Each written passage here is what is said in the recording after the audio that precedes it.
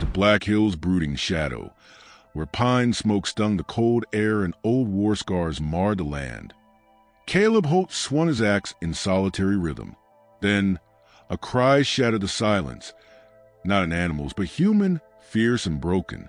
In a clearing burned by conflict's touch, he found her, a Lakota woman, paralyzed, proud, and perilously alone. Could a man haunted by ghosts teach a shattered spirit to walk again?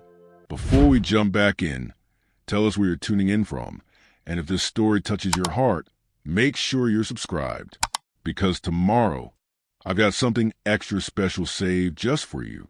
The late autumn sun bled crimson across the Dakota sky, staining the endless sea of ponderosa pines below. Caleb Holt lowered his axe. The final thud of split would echoing unervingly loud in the vast stillness. Silence pressing heavy here, away from the fort's nervous chatter and the distant, troubling thunder that sometimes rolled from the plains. Thunder that wasn't weather. He stacked the last chunk of fragrant pine onto the heavy sledge, the muscles in his back and shoulders protesting the day's relentless labor. Sweat cooled rapidly on his skin beneath the worn wool shirt, prickling in the sharpening bite of the dusk wind. He breathed deep, the scent of resin and damp earth filling his lungs, a familiar balm that never quite reached a deeper ache settled behind his ribs. 10 years since Appomattox, but the phantom stink of gunpowder in field hospitals still clung, a ghostly residue in the clean mountain air. His cabin crouched a half-mile deeper into the timber, a low, dark shape against the gathering gloom, built with his own hands from the trees he felled. Its sod roof sprouting hardy mountain grass, it was fortress and prison both. He avoided Deadwood Gulch whenever possible. The clatter of false cheer, the hungry stares, the inevitable questions about the war etched onto his face and his reticence. It scraped raw nerves better left buried. Here, only the wind spoke, and the creak of timber and the rhythmic, mind-numbing work that kept the ghosts at bay. He looped the rough hemp rope over his shoulder, leaned into the weight, and began dragging the sledge homeward. Frost already whispered across fallen needles, crunching faintly beneath his boots. The light was failing fast, painting long, distorted skeletal shadows from the trees. An owl called, low and mournful, a sound that always tightened something in his chest. He was nearing the edge of a scar on the land, a clearing perhaps half an acre, where fire had raged months before. Whether lightning strike or a careless spark from a passing patrol, no one knew. Charred stumps stood like broken teeth against the twilight, stark sentinels amidst the stubborn green regrowth pushing through the ash. Caleb usually skirted it, the sight an unwelcome reminder of destruction. But tonight, a flicker of movement, wrong and sharp, snagged his attention near the clearing's heart. Not a deer's fluid grace, nor a bear's lumbering bulk. Something smaller, tense. He stopped, letting the sledge rope slacken. His hand drifted instinctively towards a long, skinning knife sheathed at his belt, eyes scanning the ruined ground. A low, guttural sound reached him. Not quite a groan, more a stifled gasp of pain, choked back with immense effort. Human, he moved forward cautiously, boots sinking into the soft, ashy soil. The smell of old fire mingled with something else now, the coppery tang of blood, fresh and sharp. And beneath that, the faint, wild scent of sage and buckskin. His pulse quickened, a cold dread threading through his veins. Trouble. It always found a way. She lay partially concealed behind the splintered trunk of a massive fire-blackened pine, half propped against it like a discarded doll. Even in the fading light, the intricate geometric patterns beaded onto her heavily soiled dress spoke of Lakota artistry. Her dark hair, matted with ash and something darker, spilled across her shoulders. One leg was bent unnaturally beneath her, the other stretched out stiffly. Her eyes, when they snapped open and locked onto him, were like obsidian chips. Fierce, defiant, blazing with pain so intense it seemed to radiate heat. Recognition, and a deep, instinctive hatred flared in that gaze. A white man, an enemy. Caleb froze, 10 paces away. He raised his empty hands slowly, palms outward. The gesture felt futile, absurd even. in this place soaked in mutual suspicion and spilled blood. He saw the tremor that ran through her, saw the way her knuckles whitened where she gripped a shard of charred wood, raising it weakly like a weapon. Her breathing was shallow, rapid, each inhalation hitching with agony. The paralysis was evident in the unnatural stillness of her lower body, the way her upper torso strained against an invisible weight. Blood, dark and glistening, seeped from a tear near her shoulder, staining the intricate beadwork. Wakan sneezed. Her voice was a rasp, rough with pain and fury, but the command was unmistakable. Go away. Leave. He didn't understand the words, but the meaning, the raw rejection in her eyes, was clear as mountain spring water. He remained still, assessing. The wound needed tending, but it wasn't immediately fatal. The paralysis, that was the true danger. Shock, exposure, the bitter cold that was deepening by the minute. A lone wolf howled, distant but echoing, a chilling counterpoint to the woman's ragged breathing. Predators would come. They always did for the weak, the fallen. Memories flickered, unwanted. A field hospital tent, the low moans of men broken beyond repair, the helplessness that choked him then as it threatened to choke him now. He wasn't a healer. He was a man who broke things down. Trees silenced his own peace. Yet, turning away felt like another kind of death, a confirmation of the bleakness he'd wrapped himself in.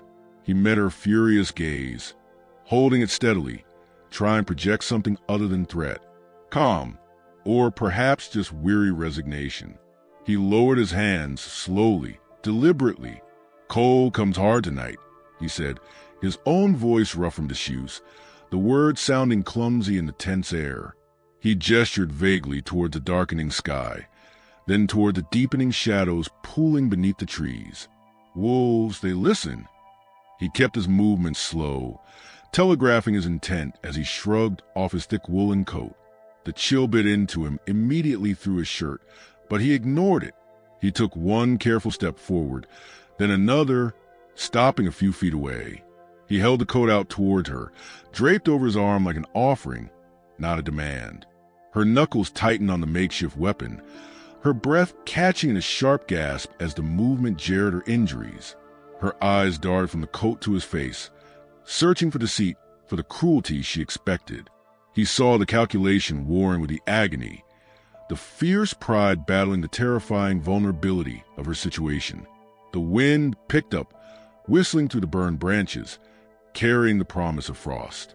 She shuddered violently, a tremor she couldn't suppress. The hate in her eyes didn't lessen, but a flicker of something else appeared. The primal fear of the elements, of the teeth waiting in the dark. Caleb waited. He was good at waiting. He'd waited through long marches, through endless nights of shelling, through the slow erosion of his own spirit. He stood, coat extended, the cold seeping into his bones, his gaze steady on hers.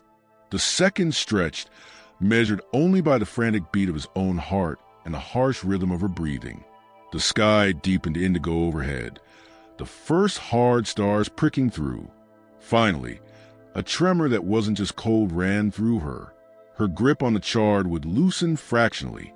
She didn't nod, didn't speak acceptance, but her fierce glare shifted, just for an instant, toward the coat, then back to his face. It wasn't trust. It was a desperate, pragmatic acknowledgement of a deeper, more immediate enemy than a white man standing before her. The coming night and the death it carried on the wind. It was consent enough.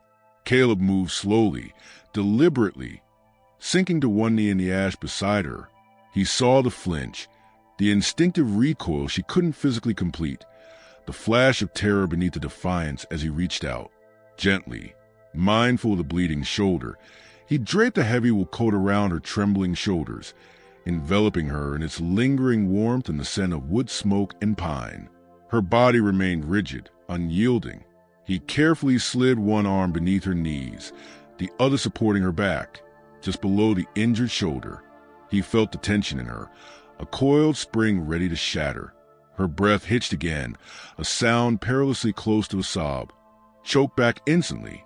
Her eyes, wide and dark and filled with a storm of pain and fury, locked onto his face, inches away. "Easy now," he murmured, more to himself than to her. He braced his legs, taking her weight. She was lighter than he expected, a fragile bundle of bone and defiance wrapped in his coat. As he lifted her, a sharp gasp escaped her lips, a sound that cut through the twilight silence. He rose carefully, turning toward the path that led deeper into the timber, away from the burned clearing, towards the uncertain sanctuary of his isolated cabin. The sledge would lay forgotten. The weight in his arms was a different burden entirely. Fragile, furious, alive. Her head rested against his shoulder, her breath warm and quick against his neck. He could feel the frantic pulse beating at her temple, a trapped bird fluttering against his skin. Her obsidian eyes, wide open, stared past his jawline, fixed on the darkening woods they moved through. Not at him, never at him, but he felt the intensity of her gaze like a physical pressure, a silent scream of rage and terror and helplessness. Behind them, the burned clearing vanished into the gloom. Ahead, the cabin waited, a single square of deeper blackness against the forest. And somewhere out in the vast, watchful darkness, riding hard on trails known only to shadows, the drumbeat of hooves began to echo, faint but growing, a counter-rhythm to his own trudging steps. The cabin door thudded shut behind them, sealing out the deepening cold and the unsettling echo of hooves that had prickled Caleb's spine all the way through the timber. Inside, the air hung thick and still, smelling of damp earth from the sod roof, wood smoking grain in the log walls, and the sharp, clean scent of pine resin from the split log stacked beside the squat stone hearth. The only light came from the low embers of his morning fire, casting long, wavering shadows that danced like uneasy spirits across the rough-hewn beams. He carried Wakan sunk a Wakan towards the hearth's meager warmth, her rigid form wrapped in his coat, her breath shallow puffs against his neck. He laid her carefully on the thick pallet of deer hides and wool blankets he used for his own bed, positioned close enough to the hearth's residual heat. She flinched as her back touched the hides, a sharp hiss escaping her clenched teeth, her obsidian eyes wide and fixed on the soot-blackened ceiling. The defiance hadn't lessened. It had merely turned inward, a silent storm raging behind her clenched jaw and the tense lines around her eyes. Caleb stepped back immediately, giving her space, the chill of the cabin instantly biting through his thin shirt. He moved to the hearth, feeding slivers of dry pine kindling onto the glowing coals. They caught, flared, sending sparks swirling upwards like fleeing fireflies. The new flames cast a warmer, more immediate light, revealing the stark lines of pain etched on Wakan's face and dark, crusted blood on her shoulder. He worked methodically, the familiar rituals of bulwark against the strangeness filling his solitary space. He filled a small iron pot with water from the cedar bucket by the door, hung it on the crane over the growing fire. The silence was profound, broken only by the crackle of the flames, the hiss of steam beginning to rise from the pot, and Wakan's ragged breathing. He found clean rags, torn from an old shirt, and a small clay jar holding the pungent yellow paste of crushed golden seal root mixed with bear grease, his simple remedy for wounds. Kneeling beside the pallet, he kept a careful distance. He dipped a rag into the warming water, wrung it out. The steam curled ghostly in the firelight.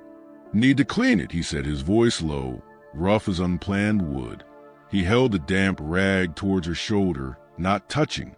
Her head snapped towards him, eyes blazing. "Hessel Leniello." The words were a harsh whisper, thick with pain and revulsion. "Don't touch me." She tried to twist away, but the movement sent a fresh wave of agony through her, freezing her in place, a choked gasp catching in her throat. Sweat beaded on her forehead despite the cold cabin air. Caleb didn't move the cloth closer. He saw the tremor in her hands where they lay useless at her sides, the terrifying vulnerability beneath the fury. He remembered the field hospital outside Richmond, the stench of gangrene, the flies buzzing over bandages crusted black, the low, hopeless moans of men whose spines had been shattered by many balls. The helplessness that had choked him then, watching young boys fade into nothingness on blood-soaked straw, rose like bile in his throat now. He couldn't save them. He couldn't even ease their passing. He pushed the memory down, a cold stone settling in his gut. This was different. This was now. This woman breathed, fought, lived. He lowered the rag slowly to the packed earth floor beside the pallet. He reached for the clay jar, scooped out a small amount of the pungent salve onto a clean piece of bark, and placed it beside the damp rag. He then retreated to the far side of the small cabin, near the door, turning his back deliberately. He busied himself with a forgotten sledge of wood, hauling a few logs inside to stack neatly near the hearth. The rhythmic thud of wood on with a grounding sound. He felt her gaze burning into his back, fierce, suspicious. He didn't turn. He waited, the silence stretching taut. Minutes crawled by, measured by the deepening crackle of the fire and the slow softening of the harsh rasp in Wakan's breathing. Finally, a faint rustle came from the pallet, a hesitant movement. Caleb risked a glance over his shoulder. She hadn't reached the salve, but her hand rested near the damp cloth. Her eyes were closed now, her face a mask of exhaustion and pain, but the rigid defiance in her posture had eased fractionally. It was a start. The water in the pot simmered. Caleb added dried venison scraps and a handful of wild rice he'd gathered weeks before. The simple broth began to release a thin, savory scent into the cabin air. He poured a small portion into a chipped earthenware bowl, returning to kneel near the pallet, but not too near. He placed the bowl on the floor within her line of sight, steam curling invitingly upwards. He set a simple wooden spoon beside it, one he'd carved himself from maple, its bowl smooth from use, the handle still bearing the faint marks of his knife. Broth, he stated simply. He retreated again, this time to sit on a low, three-legged stool he'd fashioned from a stump near the window shuttered against the night. He picked up a smaller piece of pine and his whittling knife, the blade catching the firelight. He didn't look at her, focusing on the wood, shaving thin, precise curls that fell silently to the floor. The rhythmic scrape of the blade was a quiet counterpoint to the fire's murmur. He sensed her hesitation, the internal battle raging. Pride war with the gnawing emptiness of shock and days without proper sustenance. He kept his gaze lowered, concentrating on wood taking shape in his hands. The beginnings of another spoon, perhaps smaller, finer. He heard a faint, almost imperceptible sigh.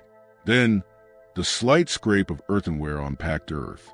He didn't look up, but the tension in his own shoulders eased minutely. The sound of the spoon dipping, a small, cautious sip. Another. He carved, the pine releasing its sharp, clean fragrance. The warmth of the fire began to permeate the cabin, driving back the worst of the chill. Wakan lay still, the bowl half empty beside her. Her eyes were open again, watching the flames dance, their reflection flickering in the dark pools of her irises. The raw edge of panic had receded, replaced by a profound weariness and a watchful, guarded stillness. Her gaze drifted from the fire to Caleb, hunched on his stool, his face illuminated in profile by the heart's glow. The deep grooves around his eyes, the set of his jaw. It wasn't cruelty she saw etched there, but something older, heavier. A loneliness that mirrored her own, yet was born in different fires. He felt her scrutiny but didn't meet it. Instead, he finished the rough shape of the new spoon. He laid his knife aside, stood slowly and walked towards her pallet. He stopped a few feet away, holding out the freshly carved spoon. It was small, smooth, unpainted wood, warm from his hands. He placed it gently on the floor beside the empty bowl, next to the unused rag and salve. A simple thing. A choice. He turned towards a shuttered window, drawn by the silence outside that felt heavier than before. The remembered drumbeat of hooves nagged at him. He lifted the crude wooden latch, easing the shutter open a bare inch. The cold night air rushed in, sharp as a blade. Beyond the small clearing around his cabin, the wall of pine stood black and impenetrable under a sky dusted with hard, cold stars. He scanned the tree line, listening intently. Nothing, no movement, no sound but the sigh of the wind in the highest branches. Yet the silence itself felt watchful, charged. His eyes narrowed, searching the deep shadows where moonlight failed to penetrate. Had they stopped? Were they out there now, waiting? A sound from the pallet made him turn. Wakan had pushed herself up slightly on one elbow, wincing but ignoring the pain. Her dark eyes were fixed on the crack in the shutter, then flicked back to his face, not with fear but with a fierce, knowing intensity. Her lips parted. The word that emerged was a breath, barely audible over the fire's crackle, raw and strained, yet clear in the tense quiet of the cabin. Wakan. Horse. She had heard them too, and a single word hung between them, fragile as the steam from the cooling broth, a shared acknowledgement of the danger lurking just beyond the fragile sanctuary of firelight and timber walls. Caleb stared at her, the weight of her gaze, the weight of that single, shared words settling onto his shoulders heavier than any log he'd ever hauled. The silence outside Preston, suddenly vast and filled with unseen eyes. Dawn bled gray and cold through the single cabin window. Frost in the edges of the shutter Caleb had closed tight after Wakan's whispered warning. The words Wakan still hung in the air days later, a cold knot of apprehension beneath the cabin's fragile routine. Wakan lay on the pallet, the thick deer hides beneath her now softened by layers of Caleb's spare blankets. The fierce rigidity of her initial defiance had settled into a watchful stillness, a fortress built of pain and ingrained mistrust. Yet the bowl beside her was consistently empty now, licked clean by the small maple spoon he'd carved, the one she held loosely in her hand, her thumb tracing the smooth curve of its bowl, a silent, repetitive motion that seemed to anchor her drifting thoughts. Caleb moved through the cabin's dim interior with the quiet efficiency of habit. He banked the fire, added a split log that hissed and spat resin, filling the air with its sharp, clean tang. He checked the bandage on her shoulder, a crude pad of clean linen held by strips of boiled hide. The angry red inflammation had lessened, yielding to the stubborn golden seal paste. He worked quickly, his touch impersonal, his gaze avoiding hers. When he lifted the edge of the blanket to inspect the linen, she didn't flinch, didn't speak. Her eyes, dark pools reflecting the firelight, followed his hands with an unnerving intensity. He saw the faint tremor that ran through her legs whenever they were uncovered, a stark reminder of the invisible prison holding her body captive. Better, he murmured, more observation than comfort, as he smoothed the blanket back into place. He retreated to the hearth, pouring hot water steeped with willow bark into another chip bowl. He placed it beside her, the steam carrying a faintly bitter medicinal scent. For the pain, he'd learned not to linger after placing things within her reach. He turned instead to a small bundle of dried plants hanging from a rafter, yarrow, sage, the last of his chamomile.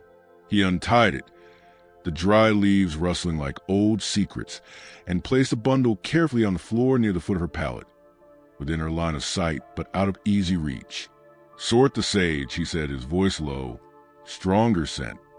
It wasn't command, barely a request, just an offering of occupation, a small sphere of control in her shattered world. He saw her gaze flick from the bundle to his face, then back. Her jaw tightened almost imperceptibly. Pride warred with the crushing boredom of immobility, the need to do something, anything. Minutes passed, filled only by the crackle of the fire and the rhythmic scrape of Caleb's knife as he worked on a new piece of pine. The beginnings of a small bowl this time. Then a rustle. Wakan stretched her arm, slow and stiff with disuse, her fingers brushing the dried stalks. She pulled the bundle closer, the sage's dusty, pungent aroma momentarily overpowering the wood smoke. With meticulous care, her brow furrowed in concentration, she began separating the narrow, silvery green sage leaves from the tougher yarrow stems and the delicate chamomile flowers. Her movements were slow, deliberate, each separation a small act of defiance against her helplessness. Caleb watched from the corner of his eye, the rhythmic scrape of his knife pausing for a heartbeat. The simple act, the focus intent on her face, struck him with unexpected force. He saw not the paralyzed woman, but a fierce spirit refusing to be extinguished. It dragged him back, unwillingly, to the mud-churned fields of Spotsylvania, not the chaos of battle, but the terrible stillness after. Finding Eli, his young lieutenant, propped against a shattered cannon carriage, not dead, but worse, eyes wide and vacant, staring at legs twisted beneath him like broken kindling. The helplessness then had been a physical weight, crushing his chest as he knelt, unable to offer anything but water for his canteen, watching the light fade not from wounds, but from despair. Eli hadn't lasted the night. Caleb had carried that failure like a stone sewn into his coat. He blinked, forcing the dank Virginia mud and Eli's glassy stare back into the shadows. Here, the air was sharp with pine, not gunpowder. Here, the fire crackled with life, not destruction. Here, the woman sorting herbs breathed, fought. He hadn't saved Eli. Perhaps he could simply bear witness to this woman's fight. He resumed carving, the shavings falling like pale snow onto the packed earth floor. Later, with the weak sun high enough to warrant opening the shutter a crack, Caleb ventured out. The cold was brittle, snapping at his exposed skin. He needed water from a creek, a thin silver ribbon threading through the pines 50 yards from his cabin. He moved with deliberate quiet, his senses straining against the vast, watchful silence of forest. The memory of hooves, Wakan's warning word, itched between his shoulder blades. He scanned the ground near the cabin, the trampled snow and mud, revealing only his own boot prints and the drag marks of the wood sledge. Reaching the creek bank, he crouched, dipping the cedar bucket into the icy flow. As he lifted it, dripping, his eye caught a mark in the thin mud at the water's edge. A hoof print, crisp, deep, unshod, recent, not his own horse, long gone, his breath clouded in the frigid air, hanging motionless. He scanned the opposite bank, the dense wall of pines. Nothing moved, no sound but the gurgle of water and the sigh of wind in the high branches. But the print was there, a silent confirmation. They were searching. Close. He filled the bucket quickly, his movements suddenly urgent, his gaze darting constantly to the surrounding timber. The forest felt different now, the spaces between the trees holding unseen eyes. Back in the cabin, the air felt thick, charged. He placed the water bucket down heavily. Wakan looked up from her sorting. Her eyes met his, reading the tension in his posture, the new vigilance in his gaze. She didn't ask. She didn't need to. The unspoken understanding hummed between them, heavy as the iron pot over the fire. Caleb busied himself, the silence stretching, filled only by the rhythmic scrape of his knife and the rustle of sage leaves. As dusk began to paint the sky in bruised purples outside the shutter, Wakan finished her task. A neat pile of silvery sage leaves separated from the rest. She closed her eyes for a moment, her lips moving silently. Not a plea, Caleb thought, watching the faint movement. A prayer, a grounding in something ancient and her own. Her fingers brushed the intricate beadwork at the neckline of her dress, a pattern of geometric stars and running horses, faded but still vibrant, a connection to a world violently interrupted. He set aside the half-carved bowl. He stirred the stew simmering in the pot, venison, wild onions, the last wrinkled potato. He ladled a portion into her bowl, placing it beside her with a familiar maple spoon. This time, he didn't retreat immediately. He sat on the stump stool, closer to the hearth than before, the warmth soaking into his chill bones. He stared into the flames, the image of the unshod, hoofprints dark against the dancing light. "Found a track," he said, his voice low, rough. "Down by the creek. Unshod horse. Fresh." He didn't look at her, letting the information settle. She was silent for a long moment. Then her voice, still weak but clearer than before, cut through the quiet. "Wikakala. Brave." It wasn't a question. It was a statement, heavy with a grief that seemed to fill the small cabin.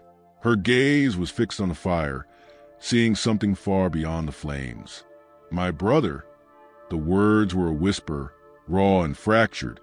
The first fragment of her past offered, a glimpse into the wound that went deeper than her spine. Before Caleb could respond, before the weight of her confession could fully settle. Her head snapped towards a shuttered window, her eyes wide, alert. "PETA!" Fire. Caleb was on his feet instantly. He crossed the window, eased the shutter open a fraction wider, peering out into the gathering twilight. His blood ran cold. Not close, but unmistakable against the darkening eastern sky. Beyond the ridge line that shielded the worst of the wind, a faint, flickering orange glow. A campfire, far larger than any trapper's hearth, burning where no fire should be. The orange glow on the eastern ridge pulsed like a diseased heart against the bruised twilight. Caleb slammed the shutter, the thin wood vibrating in its frame. The fragile piece of the cabin shattered, replaced by a silence thick as river ice. Wakan hadn't moved, her gaze locked on the spot where the glow had been visible through the crack, her hand frozen over the neat pile of sage leaves. The raw grief in her whispered "Wikakala" still hung in the air, mingling now with the sharp tang of fear. Caleb moved with a grim efficiency honed by years of campaigning. He dragged the heavy oak table, scarred with axe marks, across the door, wedging it tight beneath the latch.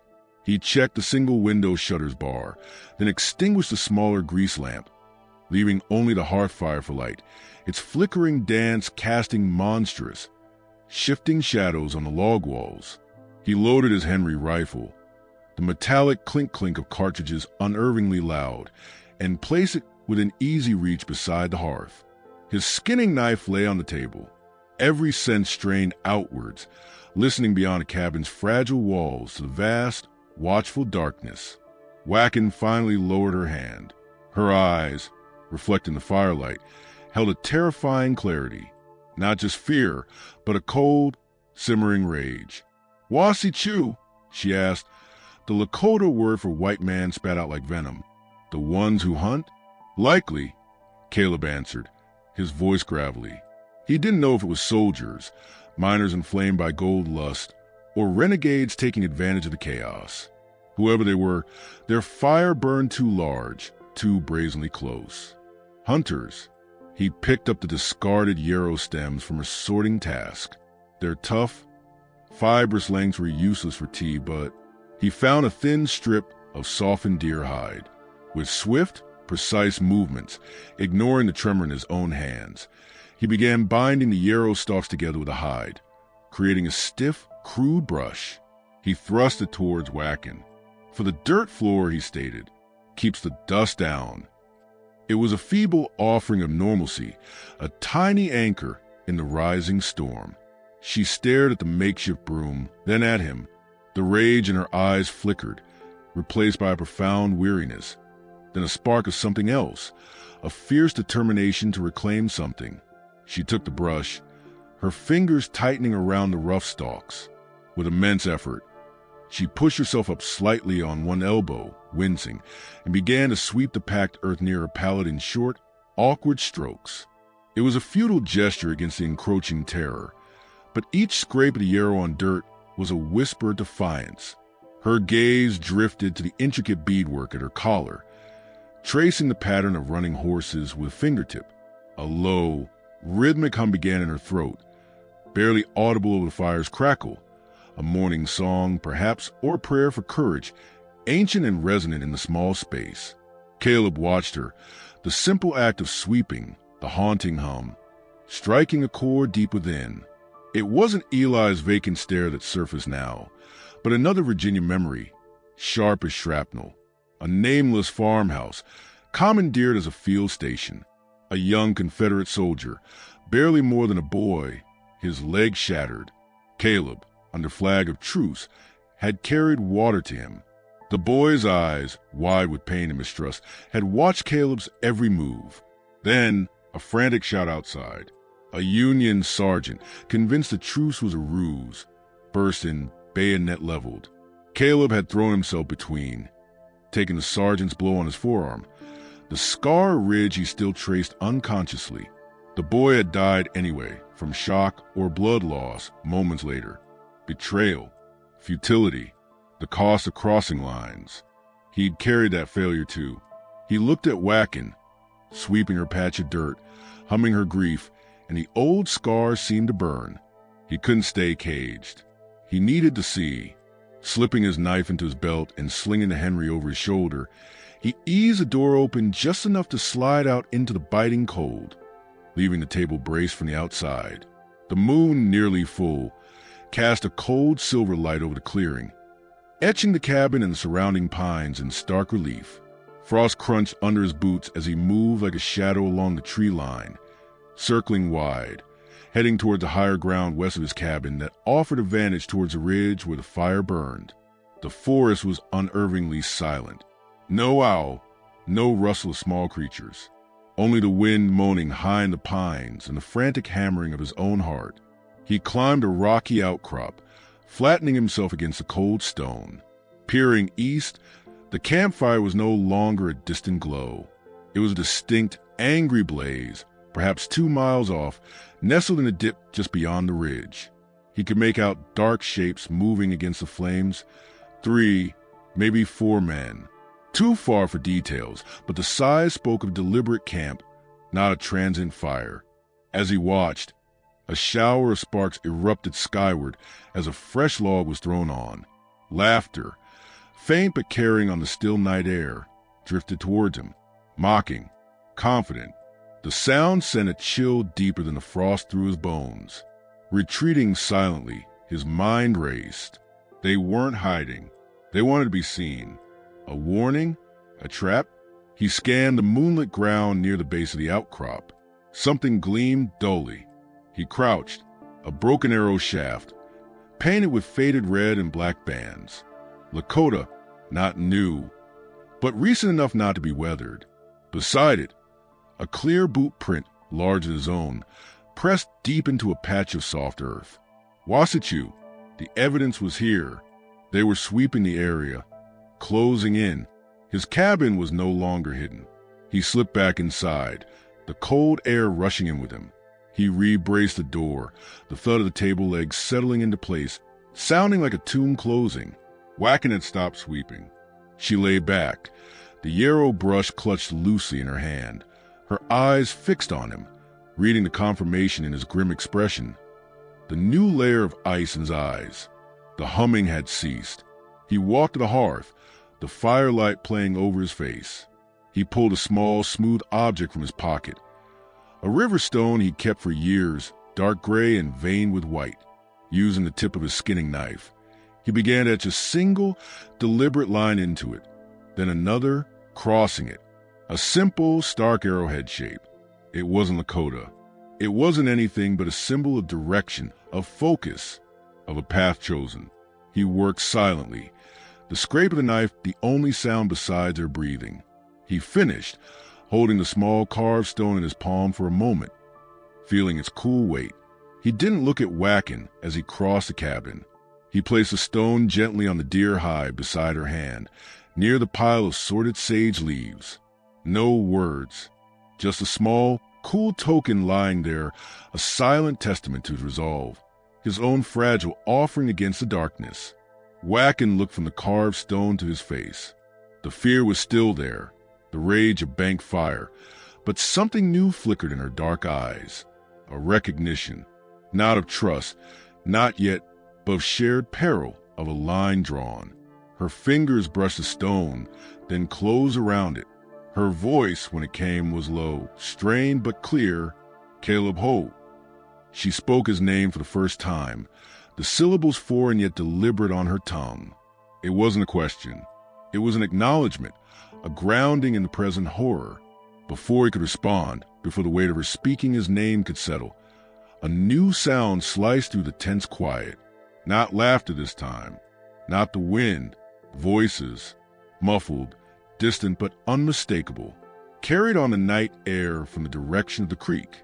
Men's voices, rough and urgent, drawing closer, searching, calling to each other through the trees. Wakan's hand tightened around the carved stone, her knuckles white, her eyes locked onto Caleb's, wide with primal dread that mirrored his own. Her whisper was a breath of pure terror, barely audible over the sudden, deafening thud of his own pulse in his ears. Ipi, they come. The word Ipi hung in the frigid cabin air, sharp as the crack of ice. Caleb didn't need the translation. The rough voices, growing clearer, snapping through the trees near the creek, were confirmation enough. Fear, cold and familiar, coiled in his gut, the old battlefield dread. But beneath it surged a different current, fierce and protective, anchoring him. He met Wakan's terrified gaze. Her hand was a white-knuckled fist around the small arrowhead stone he carved. "Quiet now," he breathed, the command barely audible. He moved like smoke, snuffing the hearth fire with a scoop of damp earth, plunging the cabin into near total darkness, broken only by faint moonlight seeping around the shuttered window. He lifted the Henry rifle, the weight solid, reassuring. The voices outside were distinct now. 2, maybe 3 men, arguing.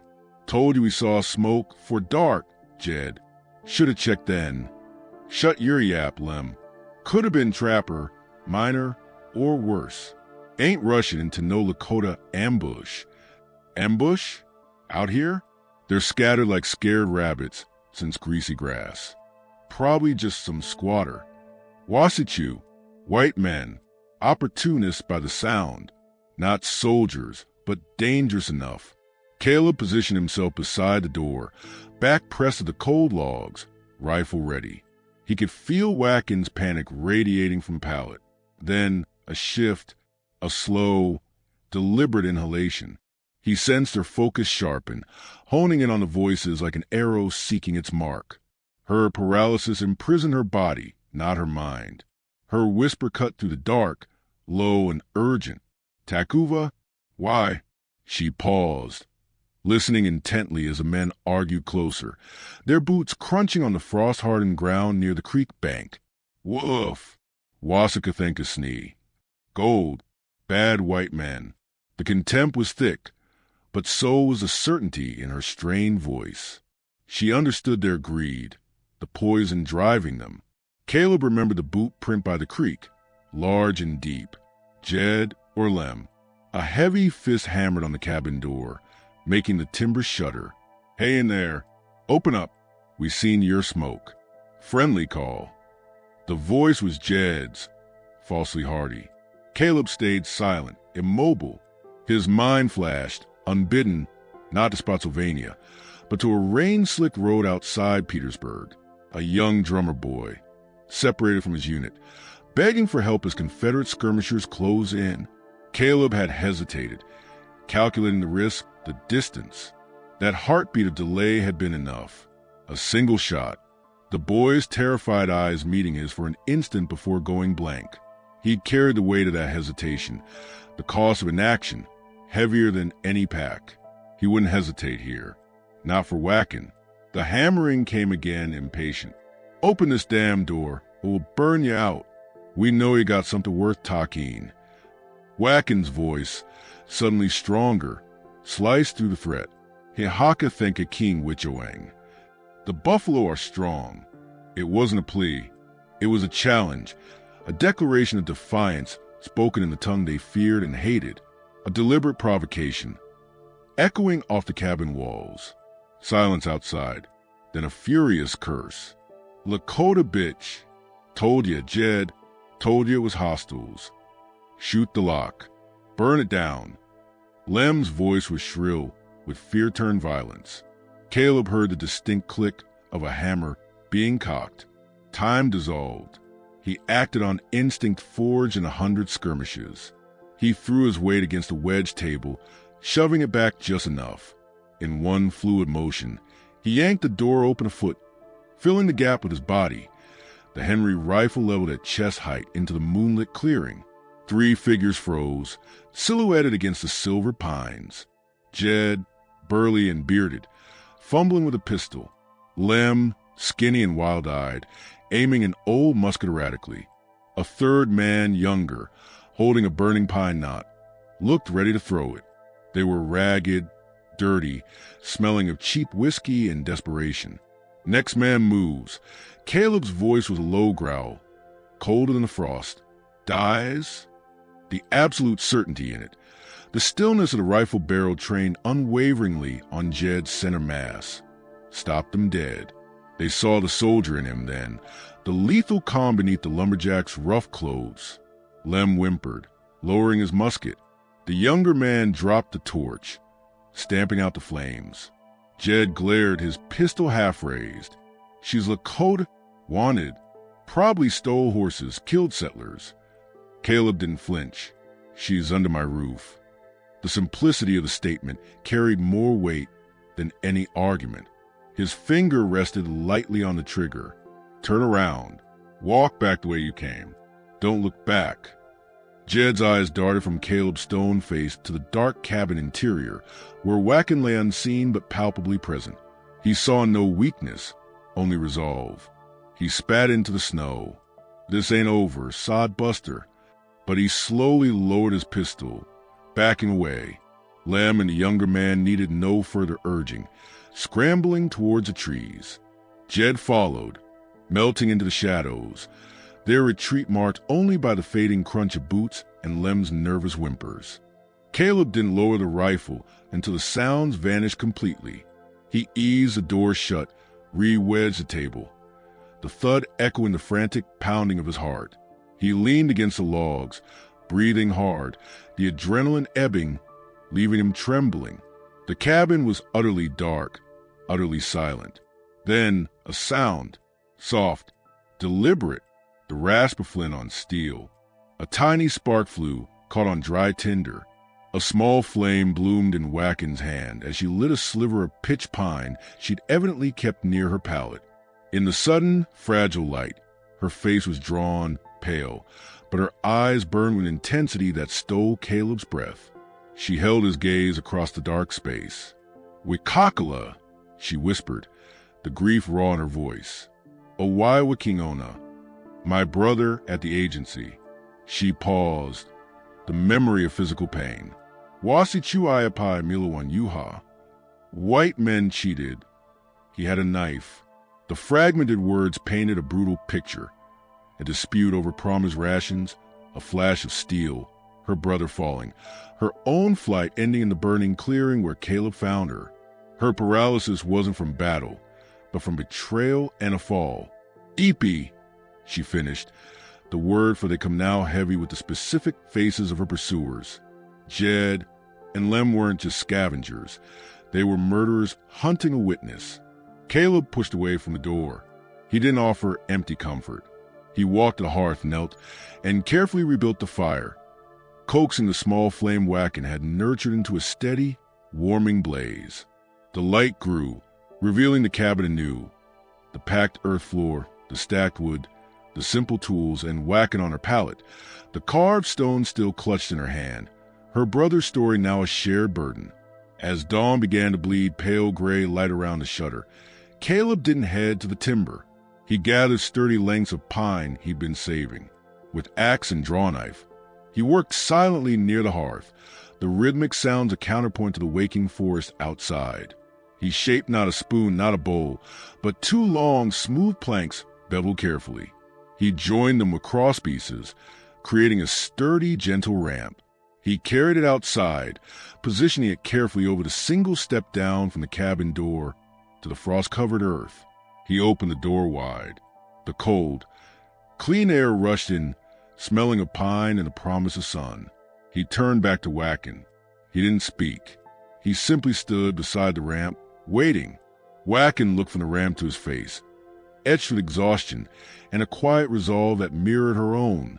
The fear of the night was fading, replaced by a fragile, hard-won certainty. She pushed herself up, her arms trembling with the effort, pain etching lines around her eyes. She inched towards the edge of the pallet, then paused, looking at the distance to the door, the ramp beyond. It seemed vast. Caleb didn't move to help. He simply waited, a steady presence. Taking a deep breath, Wakan began. Hand over hand, she pulled herself across the short space in the pallet to the doorframe, her legs trailing, useless. Each movement was agony, sweat beading on her brow. Caleb watched, his own knuckles white where he gripped the doorframe, holding his ground. At the threshold, she stopped, breathing hard. The morning light caught the beads at her collar, the running horses seeming to stir. She looked out at the clearing. the towering pines, the silver ribbon of creek in the distance. Then, with a grunt of pure effort, she heaved herself forward, using her arms to drag her body over the rough-hewn wood ramp and down onto the frost-rimed earth. She lay there for a moment, chest heaving, her breath pluming in the cold air. Then, slowly, she pushed herself up onto her elbows. Her dark eyes lifted, sweeping across the clearing, the forest, the vast, open sky flushed with the first streaks of rose and gold. They came to rest on Caleb, standing silently beside her, not above, beside. A single tear traced a path through the dust on her cheek, catching the dawn light, but her voice, when it came, was clear, stronger than it had been since he found her broken in the ashes. Anchor to ways, Caleb Holt. It is a good day. She didn't smile, but the fierce, trapped spirit he'd first seen was gone. In its place was a woman looking at a path forward, difficult, uncertain, but her own, and she wasn't walking it alone. The pines whispered in the morning breeze, carrying away the echoes of fear, leaving only the vast silence of the hills and the fragile, undeniable sound of a new beginning.